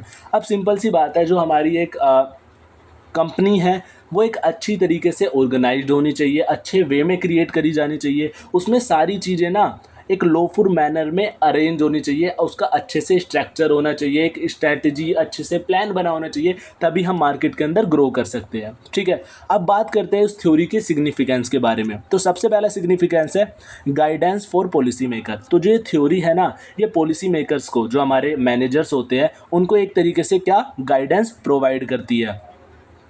दूसरा हमारा पॉइंट है हायर प्रॉफिटेबिलिटी। ठीक है, मतलब अगर हम इस थ्योरी के अकॉर्डिंग सारी चीज़ों को फॉलो करेंगे तो हमारे जो गुड्स और सर्विसेज है ना, उनका जो प्राइस है वो काफ़ी ज़्यादा कम आ जाएगा, जिनसे उनकी मार्केट के अंदर जो डिमांड है वो काफ़ी ज़्यादा बढ़ जाएगी और हमें क्या होगा, हाई अमाउंट में प्रॉफिट होगा। ठीक है, तीसरा हमारा सिग्निफिकेंट है promotion of innovation and upgrading. It highlight the importance of innovation and continuous improvement for maintaining competitiveness। तो जो ये थ्योरी है वो प्रमोट करती है इनोवेशन को, मतलब नए आइडिया को, और अपग्रेडेशन को, मतलब इस थ्योरी के थ्रू ना हम नई नई चीज़ों का इन्वेंशन कर सकते हैं और अपने प्रोडक्ट और सर्विसेज को अपग्रेड कर सकते हैं। ठीक है, अगला हमारा क्वेश्चन आ जाता है explain the theory of comparative advantage in international trade and provide an example illustrating its application. तो आपको एक्सप्लेन करना है comparative advantage international trade theory को। ठीक है, और आपको एग्जाम्पल भी देना है जो कि उसकी सारी एप्लीकेशन के बारे में डिस्क्राइब करें। इसके आंसर को देखते हैं। The theory of comparative advantage in international trade developed by economist David Ricardo. तो जो ये थ्योरी है ये किसके द्वारा डेवलप करी गई है, एक इकोनॉमिस्ट के द्वारा जिनका नाम है David Ricardo. Posits that country should specialized in producing goods and services for which they have lower opportunity cost. तो ये थ्योरी कहती है कि कंट्री को उन चीज़ों में स्पेशलाइज्ड होना चाहिए, मतलब उन चीज़ों का, उन गुड्स और सर्विसेज का प्रोडक्शन करना चाहिए जिनमें उनकी जो अपॉर्चुनिटी कॉस्ट है वो काफ़ी ज़्यादा कम आए, जिसमें उनकी लोअर अपॉर्चुनिटी कॉस्ट आए। ठीक है, and trade with other country for goods and service they can produce at higher opportunity cost. और उन गुड्स और सर्विसेज को बना के उन्हें ट्रेड कर देना चाहिए दूसरी कंट्रीज़ के साथ, किन गुड्स के रिटर्न में, उन गुड्स के रिटर्न में जो उन्हें अपनी कंट्री में बनाने के लिए काफ़ी ज़्यादा अपॉर्चुनिटी कॉस्ट लगती है। ठीक है, इससे क्या होगा, इससे हमारी जो कंट्रीज़ है ना उन्हें फ़ायदा होगा उस व्यापार से। मैं आपको एग्जांपल के थ्रू समझाता हूँ, आपको और अच्छी तरीके से समझ में आएगा। जैसे पोर्टुगल हमारी एक कंट्री है, ठीक है, जिसे वाइन और क्लॉथ बनाने में दोनों में ही काफ़ी ज़्यादा लोअर लेबर कॉस्ट आ रही है, लेकिन पोर्टुगल ने सिलेक्ट करा वाइन बनाना, ठीक है, क्योंकि उसे उसमें ज़्यादा लोअर अपॉर्चुनिटी कॉस्ट आ रही थी, लोअर लेबर कॉस्ट आ रही थी। ठीक है, और दूसरी तरफ जो हमारी इंग्लैंड है, उन्होंने डिसाइड करा कि वो क्लॉथ बनाएंगे क्योंकि उन्हें उसमें काफ़ी ज़्यादा लोअर अपॉर्चुनिटी कॉस्ट आ रही थी। ठीक है, तो इससे क्या हुआ, जो हमारी पोर्टुगल कंट्री थी वो स्पेशलाइज्ड हो गई किस चीज़ का प्रोडक्शन करने में, वाइन का प्रोडक्शन करने में। और जो हमारी इंग्लैंड थी वो स्पेशलाइज्ड हो गई किस चीज़ का प्रोडक्शन करने में, क्लॉथ का प्रोडक्शन करने में। अब ये दोनों कंट्री एक दूसरे के साथ ट्रेड कर सकती है और इससे दोनों ही कंट्री को क्या होगा, बेनिफिट होगा। तो जो ये थ्योरी है वो हमारा यही कहती है कि आपको उन चीज़ों का प्रोडक्शन करना है जिसमें आपकी जो कॉस्ट है ना वो कम आए, ठीक है, और दूसरी कंट्री के साथ उसका ट्रेड कर देना है, और दूसरी कंट्री से रिटर्न में कौन से गुड्स लेने हैं, वो वाले गुड्स जिनको बनाने में आपकी जो अपॉर्चुनिटी कॉस्ट थी ना वो हाई आ रही थी। ठीक है, अगला क्वेश्चन देखते हैं। Discuss integration efforts among countries in Europe, north America and Asia. तो इंटीग्रेशन के क्या एफर्ट्स है यूरोप, नॉर्थ अमेरिका और एशिया के अंदर, आपको उन एफर्ट्स के बारे में बताना है। आंसर को देखते हैं। The European Union stand as the most prominent example of integration. तो ये सबसे बेस्ट एग्जाम्पल है इंटीग्रेशन का जो हमारा यूरोप है। ठीक है, promoting free movement of goods, services, capital and people among member state. तो इन्होंने क्या कर रखा है, प्रमोट कर रखा है free movement of goods and services. जो बिजनेस है वो अपने गुड्स और सर्विसेज को फ्रीली सेल आउट कर सकते हैं मार्केट के अंदर बिना किसी रिस्ट्रिक्शन के। The EU has evolved through different stage of economic integration. जो हमारा यूरोप है वो अलग अलग स्टेज से गुजरा हुआ है इकोनॉमिक इंटीग्रेशन की, इंक्लूडिंग फ्री ट्रेड एरिया। इन्होंने फ्री ट्रेड एरिया भी प्रोवाइड कर रखा है, custom union, common market and economic union. तो यूरोप के अंदर जो बिज़नेस है वो अच्छे से ऑपरेट कर सकते हैं, अपने गुड्स और सर्विसेज को सेल आउट कर सकते हैं। ठीक है, पॉइंट है हमारा north America. The United state, Mexico, Canada agreement, USMCA formally NAFTA facilitate trade and investment among the three countries by removing tariff and non tariff barrier. तो मेनली नॉर्थ अमेरिका के अंदर 3 कंट्रीज़ के ऊपर से remove कर दिया था tariff और नॉन टैरिफ बैरियर। ठीक है, मतलब जितनी भी सारी ट्रेड करते वक्त रिस्ट्रिक्शन आती है ना वो सारी रिमूव कर दी गई थी। ठीक है, the agreement represent a free trade area where member country eliminate trade barrier while maintaining their individual trade policy with no non member. तो जो ये एग्रीमेंट है ये रिप्रेजेंट करता है कि बिजनेस मार्केट के अंदर फ्रीली ट्रेड कर सकता है सारे बैरियर्स को हटा के, बिना किसी ट्रेड बैरियर के अच्छे से मार्केट के अंदर ऑपरेट कर सकता है। ठीक है, अगला हमारा पॉइंट है एशिया। ठीक है, the Association of South East Asian Nations, ASEAN aim to accelerate economic growth. तो इनका जो मेन एम था वो क्या था, इकोनॉमिक ग्रोथ करना। ठीक है, सोशल प्रोग्रेस करना, कल्चरल डेवलपमेंट करना उनके लोगों का। ठीक है, ASEAN has established the ASEAN free trade area. इन्होंने इस्टेब्लिश्ड करा क्या, एक ASEAN free trade area to reduce tariff and promote trade within the region. इससे क्या हुआ, जो हमारे टैरिफ थे मतलब रुकावटें थी जो कि ट्रेड करते दौरान आती थी वो रिड्यूस हुई, वो कम हुई। Additional the regional comprehensive economic partnership, और इन्होंने एक प्रोग्राम भी लॉन्च करा। ठीक है, पार्टनरशिप का, रीजनल कॉम्प्रिहेंसिव इकोनॉमिक पार्टनरशिप का। ठीक है, which include Asian member along with the other country. इसमें हमारे जो एशियन के मेंबर्स थे वो तो इंक्लूड थे ही, एशिया के मेंबर, उसके साथ कुछ कंट्रीज़ भी इंक्लूड थी, जैसे China, Japan, south Korea is another significant integration effort in Asia. तो एशिया के अंदर ये सारी कंट्री इन्वॉल्व थी जिन्होंने एग्रीमेंट करा कि वो सारे ट्रेड बैरियर्स हटा देंगे, जिससे कि जो बिज़नेस है वो अच्छे से ऑपरेट कर पाए एक कंट्री से दूसरी कंट्री में। ठीक है, अगला हमारा क्वेश्चन आ जाता है, explain the various function and scope of WTO। तो WTO की फुल फॉर्म तो आपको पता होगी, अगर नहीं पता तो मैं बता देता हूँ। WTO की फुल फॉर्म है हमारी वर्ल्ड ट्रेड ऑर्गेनाइजेशन। तो आपको इसके फंक्शन को और इसके स्कोप को बताना है। किसके स्कोप को? वर्ल्ड ट्रेड ऑर्गेनाइजेशन के। ठीक है, चलिए इसके आंसर को देखते हैं। The world trade organisation is like a global club for country. ये एक तरीके से ग्लोबल क्लब का काम करता है सभी कंट्रीज़ के लिए। That trade which each other, जो जो हमारी कंट्री है वो एक दूसरे के साथ ट्रेड करती है ना, तो उसके लिए जो हमारी वर्ल्ड ट्रेड ऑर्गेनाइजेशन है वो एक क्लब का काम करता है, ग्लोबल क्लब का काम। ठीक है, its main job is to make sure that trade flow smoothly, predictably and as freely as possible. तो इसका मेन काम क्या होता है कि जो सारी कंट्रीज़ है वो जो ट्रेड है, व्यापार है, वो अच्छे से कर रही है, स्मूथली वे में कर रही है, कोई दिक्कत तो नहीं आ रही। ठीक है, एक फ्रीली वे में कर रही है। तो इसका काम वही होता है, इन सारी चीज़ों को चेक करना। किसका काम होता है? ये हमारा वर्ल्ड ट्रेड ऑर्गेनाइजेशन का। वर्ल्ड ट्रेड ऑर्गेनाइजेशन होती है वो रूल्स सेट करती है कि हर एक कंट्री को जो अपना कमर्शियल बिजनेस है वो दूसरी कंट्री के साथ कैसे करना है। ठीक है, तो चलिए अब इसके हम फंक्शंस को देखते हैं। सबसे पहला है सेट द ट्रेड रूल, जो मैंने अभी आपको स्टार्टिंग में बताया। The WTO help country agree on the rules for trading goods, service and even thing like invention. These rules aim to make trade fair and prevent country from unfairly favoring their own business।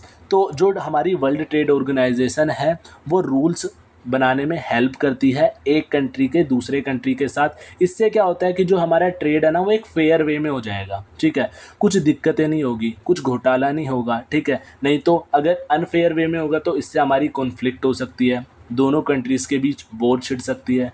तो ये reason हो सकते हैं, इसलिए world trade organisation इन सारी चीज़ों से बचाती है और रूल्स और रेगुलेशन को मेंटेन करके चलती है। ठीक है, दूसरा हमारा पॉइंट आ जाता है रिजोल्व ट्रेड डिस्प्यूट। तो व्यापार से रिलेटेड जितने भी दिक्कतें आती है ना उन्हें सोल्व करने का काम कौन करती है? हमारी वर्ल्ड ट्रेड ऑर्गेनाइजेशन। ठीक है, जैसे मैंने आपको बताया था ना, this helps prevent trade war. व्यापार की वजह से जो वॉर हो जाती है दो कंट्रीज़ के बीच में, तो उससे भी ये बचने में सहायता करती है। कौन? World trade organisation.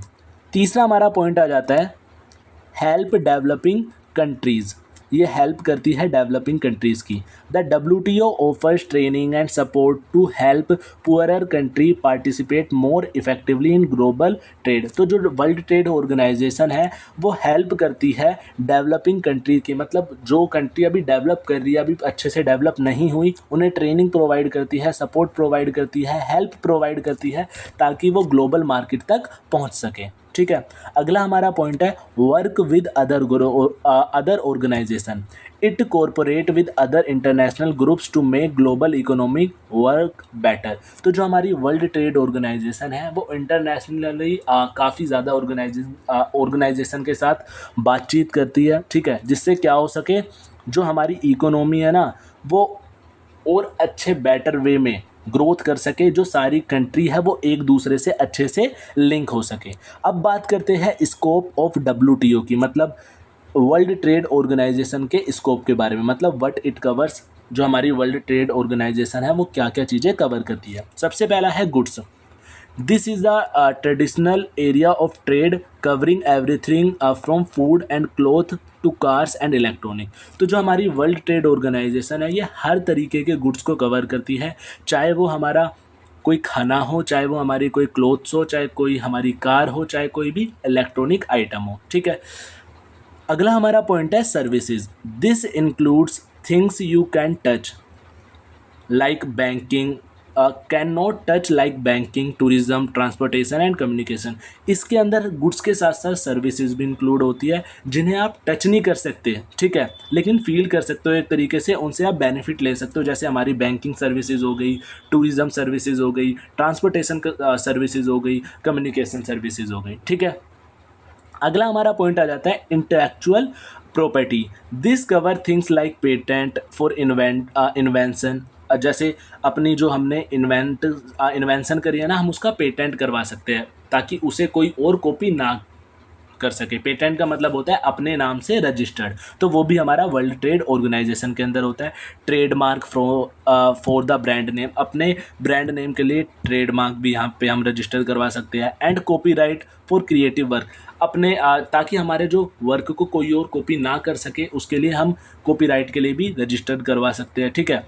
The WTO has rules to protect these across border. तो WTO के पास ये रूल्स है कि इन चीज़ों को ना वो हमारी कंट्री के साथ साथ दूसरी कंट्री के साथ भी ऑपरेट कर सके, कि हमारी कंट्री के अंदर तो कोई हमारे काम को कॉपी नहीं करेगा, बल्कि साथ वाली कंट्री में भी कोई इस सेम काम को कॉपी ना कर सके। तो ये भी पावर होती है हमारी वर्ल्ड ट्रेड ऑर्गेनाइजेशन के पास, ठीक है। अगला हमारा क्वेश्चन है analyse the cost and benefit of any 3 regional economic integration. तो आपको एनालाइज करनी है कॉस्ट और बेनिफिट किसी भी 3 रीजनल इकोनॉमिक इंटीग्रेशन की। आपको इसमें क्या बताना है, आपको बताना है रीजनल इकोनॉमिक इंटीग्रेशन के बारे में, ठीक है। मतलब रीजनल इकोनॉमिक इंटीग्रेशन से जो कुछ कंट्रीज़ थी हमारी, उन्हें क्या क्या बेनिफिट हुए और क्या क्या कॉस्ट आई, ठीक है। चलिए इसके आंसर को देखते हैं। सबसे पहला है हमारा द यूरोपियन यूनियन, EU से रिप्रेजेंट करते हैं हम उसे। बेनिफिट क्या हुआ, trade creation, elimination of tariff and non-tariff barrier among member state has led to significant increase in intra-EU trade. Business gain access to a large market. अब सारे tariff और नॉन टैरिफ बैरियर हटा दिए गए, तो इससे हमारा क्या हो रहा है, जो हमारे व्यापार है ना, जो हमारा ट्रेड है वो काफ़ी ज़्यादा बढ़ रहा है, जिससे हमारी जो मार्केट है वो काफ़ी ज़्यादा लार्ज होती जा रही है, ठीक है। तो सबसे पहला बेनिफिट तो हमारा ये हो गया। दूसरा हमारा बेनिफिट है इकोनॉमिक ग्रोथ।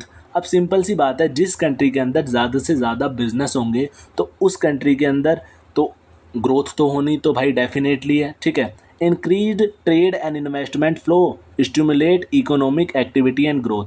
तो इससे क्या होगा, कंट्री के अंदर जो ट्रेड है वो बढ़ जाएगी, इन्वेस्टमेंट का फ्लो बढ़ जाएगा, जिससे इकोनॉमिक ग्रोथ होगी, ठीक है। तीसरा हमारा पॉइंट आ जाता है इंक्रीज्ड फॉरेन डायरेक्ट इन्वेस्टमेंट। अब किसी कंट्री ने सारे टैरिफ नॉन टैरिफ हटा रखे हैं, सारे टैक्सेस हटा रखे हैं, तो उस कंट्री के अंदर जो दूसरी कंट्री है वो इन्वेस्टमेंट भी करेगी, तो इससे हमारी जो फॉरेन डायरेक्ट इन्वेस्टमेंट है वो भी बढ़ जाएगी। चलिए इसे पढ़ के देखते हैं इसके अंदर क्या लिखा है। The EU large integrated market and stable regulatory environment attract FDI from outside the bloc, bringing in capital, technology and expertise।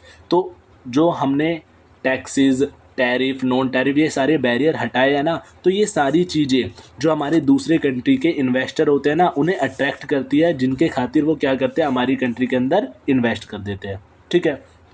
अब बात करते हैं कोस्ट के बारे में। तो क्या क्या कोस्ट आई है। सबसे पहले है compliance cost. Business face cost associated with complying with EU regulation and standard which can sometime be burden specially for smaller enterprises. कभी कभार जो बिज़नेस है हमारा वो कुछ कोस्ट को फेस कर देता है, ठीक है, फेस करनी उसे पड़ जाती है, जो उसके लिए कभी कभार क्या बन जाती है, बर्डन बन जाती है। और ये मेनली किसके लिए बर्डन बनती है, स्मॉल एंटरप्राइजेस के लिए, ठीक है। तो पहली कोस्ट आती है हमारी कॉम्प्लियंस कोस्ट, ठीक है। दूसरा हमारा पॉइंट है ट्रेड डाइवर्जन।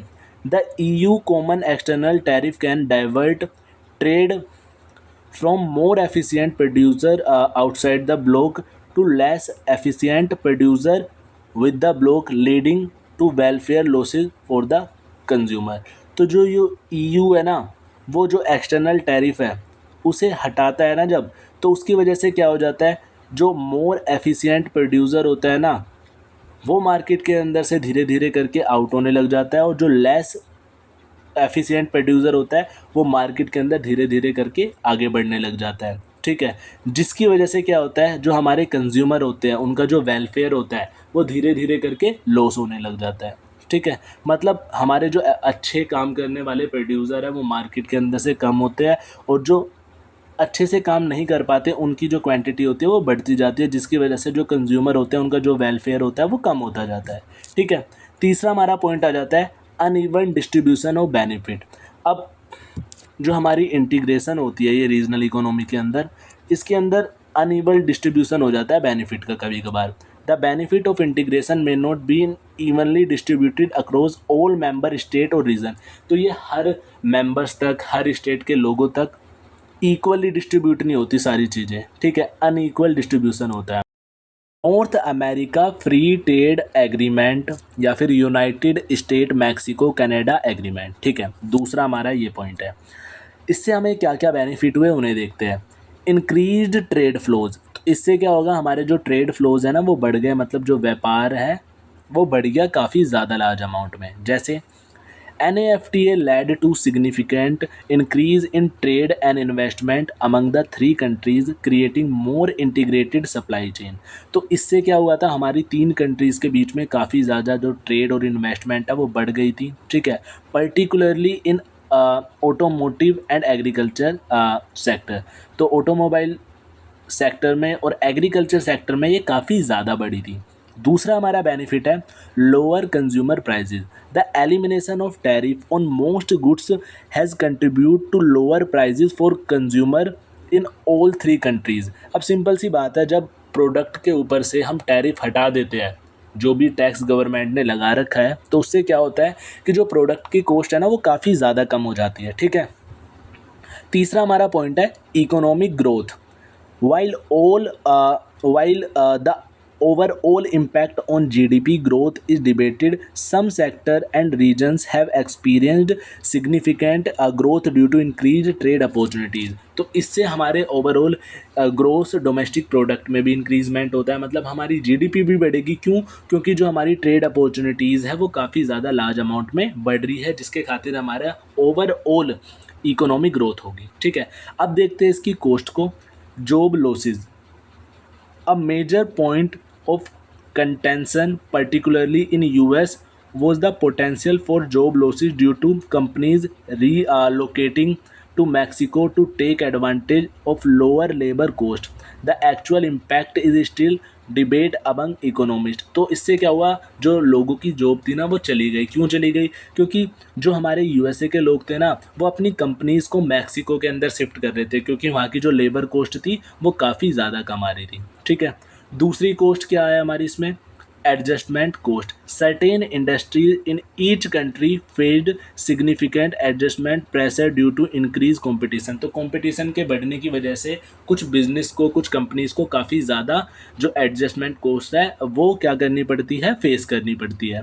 आगे हमारा पॉइंट है लॉस ऑफ सोवरेनिटी, मतलब जो हमारी सुप्रीम पावर होती है ना वो धीरे धीरे करके कम हो जाती है। ठीक है, compared to the EU the loss of national sovereignty is less significant as NAFTA USMCA primarily focused on trade rules। क्योंकि अब सारी चीज़ किस पर फोकस करी जा रही है, हमें ट्रेड रूल्स देखने हैं। ठीक है, and lack of strong supranational institute however there are still debate about the impact of national regulation. क्योंकि जब एक कंट्री सारे टैरिफ हटा देती है तो उससे हमारी जो कंट्री होती है उसे कुछ फ़ायदे भी होते हैं, कुछ नुकसान भी होते हैं। ठीक है, धीरे धीरे करके उस कंट्री की जो पावर होती है सारी गुड्स और सर्विसेज को कंट्रोल करने की वो कम होती चली जाती है। ठीक है, सोवरेनिटी धीरे धीरे करके कम हो जाती है। सोवरेनिटी का मतलब होता है सुप्रीम पावर, और इसका मतलब फ्रीडम भी होता है, मतलब आज़ादी। अगले पॉइंट को देखते हैं, हमारे तीन बताने थे ना। तीसरा है हमारा association of south Asian Nations. ठीक है, जिसे एशियन के नाम से भी जाना जाता है। तो इसे क्या क्या बेनिफिट हुए, attraction of foreign investment, Asian growing integrating market and economic dynamism have made it an attractive destination for FDI। अब सिंपल सी बात है भाई, जब सारे टैरिफ और नॉन टैरिफ बैरियर हटा दिए गए हैं तो उससे क्या होगा, हमारा जितने भी हमारी इन्वेस्टर है वो अट्रैक्ट होंगे उस कंट्री के अंदर और क्या करेंगे, फ़ॉरेन इन्वेस्टमेंट करेंगे। ठीक है, फ़ॉरेन डायरेक्ट इन्वेस्टमेंट भी कहते हैं हम इसे। Economic growth and development, regional corporation and trade liberalization have contributed to economic growth and development of member state. अब सारे लोगों को सारी कंपनीज को, सारे बिजनेसेस को आज़ादी मिल चुकी थी, वो अपने बिजनेस को अच्छे से ऑपरेट कर सकते हैं बिना किसी रूल्स और रेगुलेशन के। तो इससे क्या हो रहा है, हमारी इकोनॉमिक ग्रोथ भी हो रही है, मार्केट के अंदर जॉब अपॉर्चुनिटीज़ बढ़ रही है, ओवरऑल ग्रोथ हो रही है, ठीक है, जो कि लैड करता है किसको, डेवलपमेंट को या फिर इकोनॉमिक ग्रोथ को, ठीक है। तीसरा हमारा बेनिफिट है large market and economies of scale. अब धीरे धीरे करके मार्केट के अंदर जितने बिजनेसेस खुलते जाएंगे, जितनी मार्केट्स खुलती जाएंगी, उससे क्या होगा, जो हमारी मार्केट है ना, वो लार्ज अमाउंट में ग्रो करती जाएगी, ठीक है। अब देखते हैं कोस्ट को। Implementation challenges, implement regional agreement and ensuring compliance across diverse member state can be challenging. अब कोई भी एग्रीमेंट इम्प्लीमेंट करना, ठीक है, क्योंकि जो एरिया है वो काफ़ी ज़्यादा डाइवर्स हो चुका है, जो लोग हैं वो काफ़ी ज़्यादा हो चुके हैं, तो वो काफ़ी ज़्यादा चैलेंजेस हो सकता है, चैलेंजिंग हो सकता है उस कंट्री के लिए। दूसरा हमारा है trade diversion. Similar to other regional blocks there are potential for trade diversion. कभी कभार क्या होता है, ट्रेड डाइवर्जन भी हो सकता है, जिसमें क्या होता है, हमारा मेनली जो हमारा मोर एफिशिएंट प्रोड्यूसर होता है ना, वो मार्केट के अंदर से चले जाता है, और जो हमारा लेस एफिशिएंट प्रोड्यूसर होता है वो मार्केट के अंदर एंटर करा जाता है, उसे कहते हैं ट्रेड डाइवर्जन। तीसरा हमारा पॉइंट आ जाता है adjustment cost. Certain industries with member state में have face difficulties adjusting to increase competition from other Asian countries. तो कभी कभार उन्हें, जो हमारे बिजनेस है, उन्हें मार्केट में बढ़ते कंपटीशन को देखते हुए कभी कभार कुछ कॉस्ट भी फेस करनी पड़ती है। तो कंक्लूजन हमारा क्या निकला है, mainly regional economic integration offer significant potential benefit primarily through increase trade investment and economical growth. तो जो हमारा रीजनल इकोनॉमिक इंटीग्रेशन है ना, वो अलग अलग तरीके के बेनिफिट हमें ऑफर करता है, जैसे ट्रेड में इंक्रीज़ करके, इन्वेस्टमेंट में इंक्रीज़ करके, और ओवरऑल इकोनॉमिक ग्रोथ करके, ठीक है। लेकिन इसके कुछ डिसएडवांटेजेस भी है, बट एडवांटेजेस ज़्यादा है, ठीक है। चलिए अगले क्वेश्चन को देखते हैं। अगला क्वेश्चन है हमारा, explain the various objective and function of world bank. तो आपको बताना है सारे ऑब्जेक्टिव और फंक्शन किसके, वर्ल्ड बैंक के। आंसर को देखते हैं। आंसर में लिखा हुआ है objective of the world bank. तो जो हमारा वर्ल्ड बैंक होता है उसके क्या ऑब्जेक्टिव होते हैं, तो सबसे पहला है हमारा poverty reduction. The primarily overarching goal is to reduce extreme poverty. तो मेन जो इसका गोल है वर्ल्ड बैंक का, ठीक है, प्राइमरी ये किस पे फोकस करता है, पॉवर्टी को कम करने में, मतलब रिडक्शन करने में, गरीबी को कम करने में सहायता करता है कौन, हमारा वर्ल्ड बैंक, ठीक है।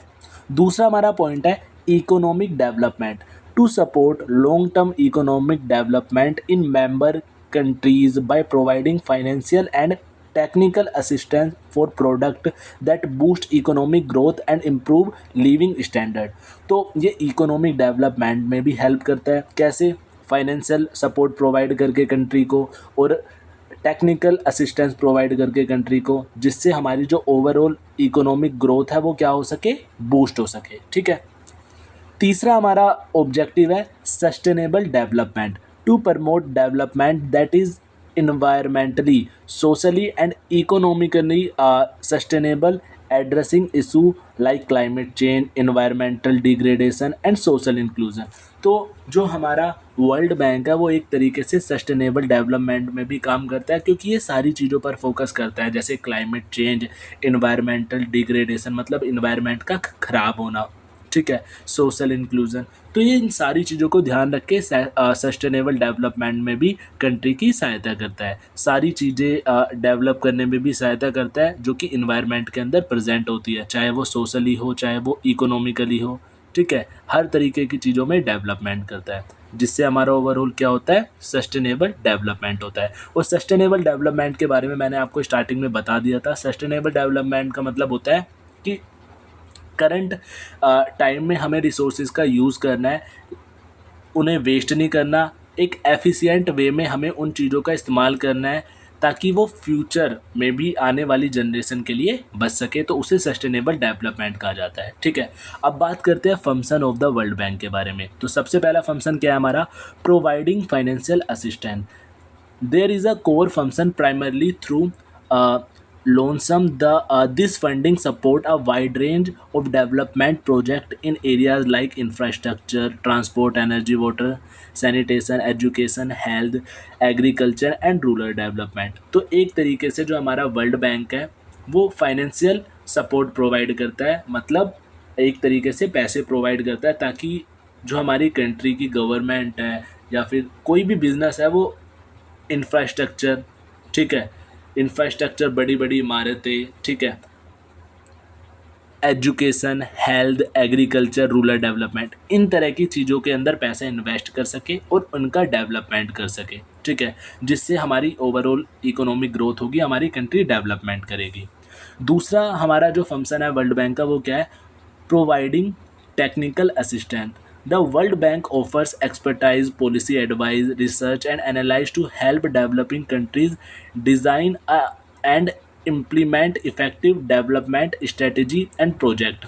तो जो हमारा वर्ल्ड बैंक है वो कंट्री की हेल्प करता है, कैसे, उसे एडवाइस प्रोवाइड करके सलाह देता है। ठीक है, एक्सपर्टाइज ऑफर करता है, ऐसे एक्सपर्टाइज जो कि डिसीज़न लेने में हेल्प करते हैं कंट्री की। ठीक है, और ये काफ़ी ज़्यादा इम्पोर्टेंट होता है किसी भी कंट्री के लिए, क्योंकि इसकी हेल्प से जो कंट्री है ना वो एक अच्छे वे में सारी चीज़ों का डिसीज़न ले सकती है, क्योंकि ये एक अच्छी एडवाइस प्रोवाइड कर रहा है और एक्सपर्टाइज प्रोवाइड कर रहा है हमें। ठीक है, और इसके थ्रू हम अपने बड़े बड़े जो प्रोजेक्ट है, ठीक है, बड़ी बड़ी स्ट्रेटजी है जो कि हम कंट्रीज़ के लिए बनाते हैं, उन्हें एक एफिशिएंट वे में बना सकते हैं।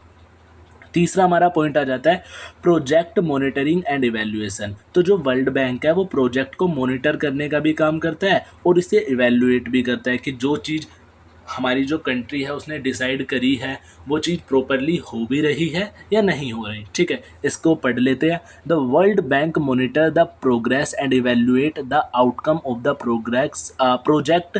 It funds to ensure effectiveness and learn lesson for future initiative. ठीक है, अगर कोई भी कमी आती है ना जो हमने प्रोजेक्ट कर रहे हैं, हम जो प्रोजेक्ट हमने बनाया है कंट्री ने, अगर उसमें कोई भी कमी आती है तो वो उसे पूरा कर देता है और इवैल्यूएट करता है उसकी प्रोग्रेस को कि जो चीज़ हमने सेट करी थी वो प्रॉपरली हो रही है या फिर नहीं हो रही। ठीक है, सो अब आपको क्या करना है, आपको इन नोट्स को परचेज़ करना है। नोट्स का अमाउंट 29 रुपीज़ है, काफ़ी ज़्यादा कम रखा गया है एज़ यू नो आप लोगों के लिए। ठीक है, और नोट्स को परचेज़ करके सारी चीज़ों को अच्छे से रिवाइज़ करना, पॉइंट टू पॉइंट सारी चीज़ें लिख के आना। ठीक है, खाली ये नहीं कि वीडियो से आपने समझ लिया आप बस खाली लिख के आ जाओगे, पॉइंट टू पॉइंट अगर सारी चीज़ें लिख के आओगे तो यार पेपर में अच्छे नंबर आएंगे। ठीक है, अगर ऐसे ही ऊपर ऊपर से लिख के आओगे तो यार उसके अकॉर्डिंग ही नंबर मिलेंगे आप लोगों को।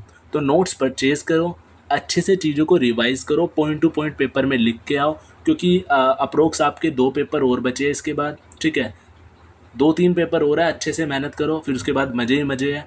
तो नोट्स को परचेज़ करके रिवीजन अच्छे से, सारी चीज़ों की रिवीजन करने के बाद आपको क्या करना है, learn about all heading of the chapter. हर एक चैप्टर की जो हेडिंग है ना पहले आपको देख लेना है कि आपको आती है या फिर नहीं आती। मेरे अकॉर्डिंग तो यार देखो सारी आती होगी, क्योंकि मैंने नोट्स के अंदर इन सारी हेडिंगों को भी कवर करा दिया था, लेकिन फिर भी यार आप खोल के एक बार देख लेना। तो मेनली आपकी इसमें 5 यूनिट है आपके इस सब्जेक्ट में। सबसे पहली यूनिट है हमारी इंट्रोडक्शन टू इंटरनेशनल बिजनेस। ठीक है, इंटरनेशनल बिजनेस के बारे में मैंने स्टार्टिंग में आपको बता दिया है। दूसरा है इंटरनेशनल बिजनेस इन्वायरमेंट। ठीक है, दूसरी हमारी यूनिट ये है। तीसरी हमारी यूनिट है theories of international trade, balance of payment, इसके बारे में भी मैंने आपको बता दिया है। ठीक है, यूनिट 4 है हमारी international economic organization, regional economic integration. ठीक है, इसके बारे में मैंने आपको बताया, लेकिन फिर भी आप देख लेना दोबारा बुक में। ठीक है, 5th है हमारी unit international finance, concept of exchange rate, outsourcing, sustainable development. तो ये 5वां हमारी यूनिट है। अगर आपके पास टाइम है, ठीक है, टाइम बचे तो इन सारे यूनिट्स की एक बार हेडिंग को देख लेना, उन्हें और पढ़ लेना, फिर आपकी जो तैयारी है ना वो एकदम तोड़ फोड़ हो जाएगी। आप पेपर में कुछ भी क्वेश्चन आ जाए आप यार उसमें 100% लिख के आओगे, छोड़ के नहीं आओगे। मुझे 100% आप पे भरोसा है। और अपने आप पर भी सेल्फ कॉन्फिडेंस रखो, क्योंकि जब तक आप अपने ऊपर सेल्फ कॉन्फिडेंस नहीं रखोगे ना तो कुछ नहीं कर पाओगे भाई। तो अटूट कॉन्फिडेंस रखो अपने ऊपर और पेपर में फोड़। At the end thank you so much, आप लोग हमारे साथ वीडियो में लास्ट तक जुड़े रहे। अगर आपको वीडियो थोड़ी सी भी अच्छी लगी तो चैनल को सब्सक्राइब करके वीडियो को लाइक कर दीजिए, क्योंकि यार आप लोगों को तो पता ही होगा कि वीडियो बनाने में काफ़ी ज़्यादा मेहनत लगती है। और यार अभी अप्रोक्स रात के 1 बजे हुए हैं, घर में सब लोग सो चुके हैं, बट मैं आप लोगों के लिए वीडियो रिकॉर्ड कर रहा हूँ क्योंकि काफ़ी ज़्यादा बच्चों के मेरे पास मैसेज आ रहे थे कि भैया इंटरनेशनल बिजनेस की वीडियो अपलोड कर दो, प्लीज़ अपलोड करना। तो चैनल को सब्सक्राइब करके वीडियो को लाइक कर दो। मिलते हैं अगले सब्जेक्ट में एक नई वीडियो के साथ, जब तक के लिए बाय बाय।